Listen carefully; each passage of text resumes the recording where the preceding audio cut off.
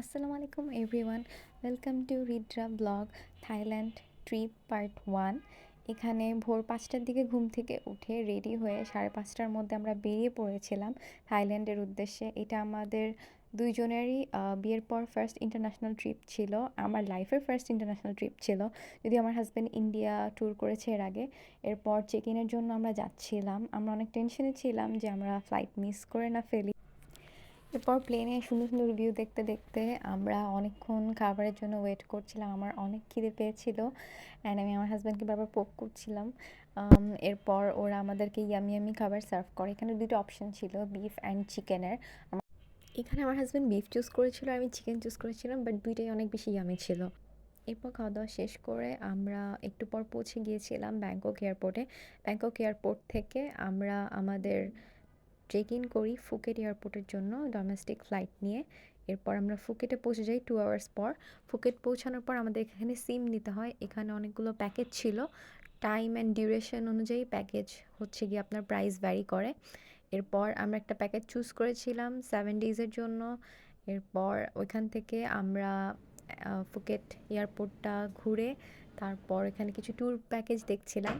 এরপর আমরা একটা ট্যাক্সি নিয়ে নিই, এটা আমাদের প্রিভিয়াসলি বুক করা ছিল আমাদের একটা পরিচিত আঙ্কেলের থ্রু। দেন এইখান থেকে আমরা ফুকেট শহর দেখতে দেখতে আমাদের হোটেলের উদ্দেশ্যে রওনা দিয়ে দিয়েছিলাম। যাওয়ার পথে আমরা একটা 7-Eleven স্টোরে ঢুকেছিলাম।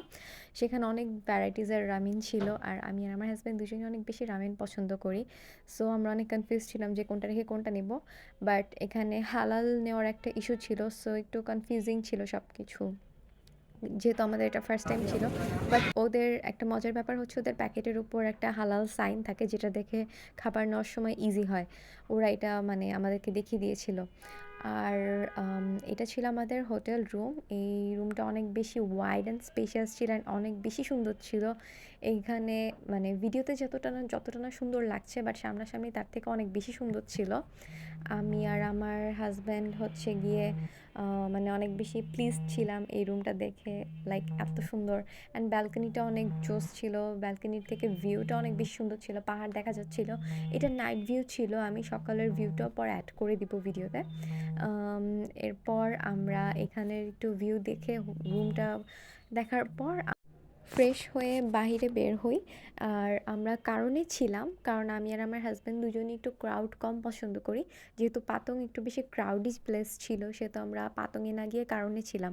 অ্যান্ড এটাও ছিল কারণের আশেপাশের মানে রোডস অ্যান্ড এত ক্লিন ছিল সব কিছু, আশেপাশে একদম ময়লাগুলো পলি ব্যাগে, ব্ল্যাক পলি ব্যাগে রাখা ছিল। অ্যান্ড সব কিছুর সিস্টেম অনেক বেশি সুন্দর, আমাদের মনে হচ্ছিল বাংলাদেশে এরকম সিস্টেম করা উচিত ময়লা পরিষ্কার এবং নেওয়ার ক্ষেত্রে। আর এখানে অনেকগুলো ফ্রুটসের দোকান ছিল পাতং বিচে যাওয়ার পথে। আর এই রোডসগুলো অনেক কালারফুল ছিল সব কিছু। তারপর আমরা বিচে পৌঁছে গিয়েছিলাম, এখানে আমার হাজব্যান্ড অনেক বেশি হ্যাপি Hey ছিল। guys, ফুকেট বিচে কারণ বিচে so how are you feeling? Nice. একটা এত বছর দেখে আসতেছিলাম কক্সবাজারের বিচ, তো কক্সবাজারের 3টা বিচ দেখে আসছি। এখন বাইরের দেশে একটা বিচ দেখতেছি। অবশ্যই এটা কক্সবাজারের মতো না, এটা কক্সবাজার যেমন বিশাল বড়, এটা এই মাথা থেকে ওই মাথা মানে শুরু আর শেষ দেখা যায়। তাও বিচ তো বিচই, সমুদ্রের ঢেউ, এটা মানে সাউন্ডটাই জোস। এরপর আমরা বিচ থেকে বের হয়ে নাইট মার্কেটের দিকে যাই অ্যান্ড নাইট লাইফটা এনজয় করি। এখানে অনেক জায়গায় অনেক কনসার্ট হচ্ছিল অ্যান্ড এটা অনেক কালারফুল একটা স্ট্রিট ছিল। এটাও কারণ এরিয়াতেই ছিল, আমাদের হোটেল থেকে ওয়াকিং ডিস্টেন্স ছিল। তারপর আমরা ঘুরে টুরে হোটেলে ফিরে যাই অ্যান্ড এখানে অনেকগুলো কমপ্লিমেন্টারি কফি ছিল। এরপর এটা ছিল আমাদের হোটেলের অনেক সুন্দর একটা ভিউ, যেখান থেকে পাহাড়ও দেখা যাচ্ছিল and it was really amazing. এরপর আমরা ব্রেকফাস্ট করতে বেরিয়ে পড়েছিলাম অ্যান্ড খাবারগুলো অনেক ইয়ামি ছিল। খাওয়া দাওয়া শেষ করে আমরা বিচে চলে গিয়েছিলাম গোসল করতে। গোসল টোসল শেষ করে আমরা হোটেলে গিয়ে রেডি হয়ে আবার বেরিয়ে পড়ি ফুকেট ওল্ড টাউন ঘোরার উদ্দেশ্যে। ফুকেট ওল্ড টাউন যাওয়ার পথে রোডসগুলো অনেক বেশি সুন্দর ছিল আর অনেক স্মুথ ছিল। যদিও পাহাড়ি রাস্তা ছিল কিছু, বাট স্টিল অনেক বেশি স্মুথ ছিল। আর ওইখানে আমরা একটা বাস নিয়ে নিয়েছিলাম, যেটা কিনা ফুকেট ওল্ড টাউন যাওয়ার পথে 40 বাত পড়ে ইচ পারসন। সো সেটা অনেক বেশি কস্ট সেভিং ছিল রাদার দ্যান একটা ক্যাব অর গ্র্যাবে যাওয়া। আপনারা চাইলে গ্র্যাব নিয়ে নিতে পারেন, সেক্ষেত্রে উবারের মতো লোকেশন দিয়ে সার্চ করলেই চলে আসবে। অ্যান্ড সেটা আমি প্রেফার করি না, কারণ ওটা অনেক কস্টলি হয়ে যায়। এখানে রোডটা অনেক সুন্দর ছিল। এরপর আমরা ফুকেট ওল্ড টাউনে পৌঁছে, যেহেতু অনেক গরম ছিল সেজন্য আমরা একটা কোকোনাট আইসক্রিম অর্ডার করি, এটা অনেক বেশি ইয়ামি ছিল। এরপর আমরা সেখানকার বিউটিফুল ভিউ দেখতে দেখতে অ্যান্ড বিউটিফুল স্টোরসগুলো দেখতে দেখতে হাঁটছিলাম, আর আমি জাস্ট অ্যামেজড হচ্ছিলাম বিকজ এত সুন্দর ভিউ অ্যান্ড এত সুন্দর সুন্দর সাজানো শপ, সব কিছু অনেক বেশি ট্র্যাডিশনাল ছিল থাইল্যান্ডের। Dress and hat, shoes, bags, everything অনেক বেশি জোস ছিল।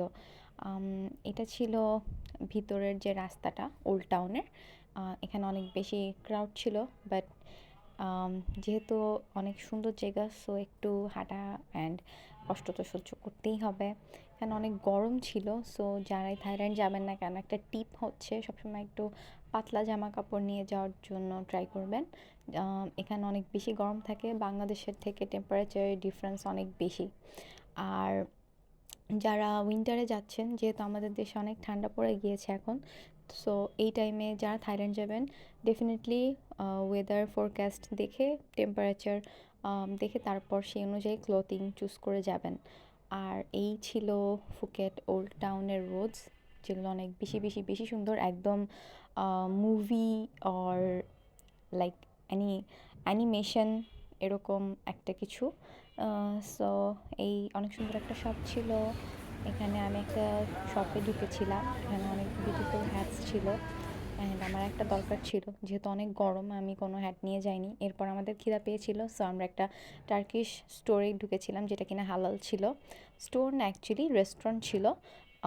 এরপর আমরা সেখান থেকে খাওয়া দাওয়া করে বেরিয়ে পড়ি।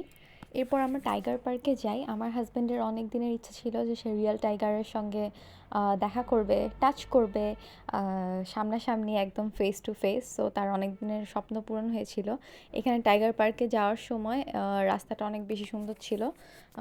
দেন আমরা টাইগার পার্ক থেকে বের হয়ে যাই হচ্ছে গিয়ে বিগ বুদ্ধা টেম্পলে, বিকজ ওইখান থেকে আমাদের হোল ফুকেট সিটিটা দেখা যায় অ্যান্ড ভিউটা অনেক বেশি সুন্দর থাকে। আর ওইখান থেকে আমাদের মেইনলি উদ্দেশ্য ছিল হচ্ছে গিয়ে আপনার সানসেট দেখার।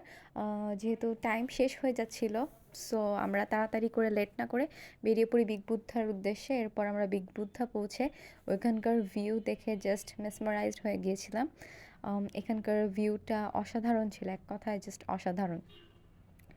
এইখানে একপাশে ছিল সিটি, যেটা কিনা অনেক লাইটস ছিল, যখন অন্ধকার হচ্ছিল তখন বোঝা যাচ্ছিল যে কী পরিমাণ লাইটসে একটা সিটি ছিল।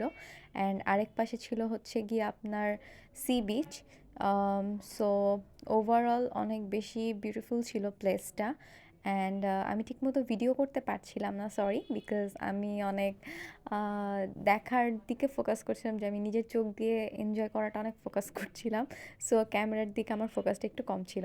এরপর আমরা একটা শপে যাই, বিগ সির থেকে বের হয়ে আমরা নাইট মার্কেটে যাই ট্রাই করেছিলাম, যেটা ফুকেটের। কিনা এরপর আমার নাইট চয়েস মার্কেটে ছিল, গিয়ে আমরা সেখান থেকে একটু বাট কেনাকাটা আমি আর পরে ডিনার রিগ্রেট করি। করেছি। এখানে একটা পাইনাপল ফ্রাইড রাইস অর্ডার করেছিলাম, যেটা কিনা আমার কাছে তেমন একটা ভালো লাগেনি। এটা আমার একদমই পার্সোনাল অবজারভেশন ছিল, আপনাদের কাছে ভালো লাগতেও পারে। বাট এখানে একটা কোকোনাট শেক অর্ডার করেছিলাম, যেটা কিনা অনেক ইয়ামি ছিল। সো এই ছিল আমাদের ফুকেট ব্লগ। সো আমরা আবার আসছি নেক্সট ডে আমাদের ফিফি আইল্যান্ডের ব্লগ নিয়ে। Till then, tata, good bye, আল্লাহ হাফিজ, keep us in your prayers, thank you.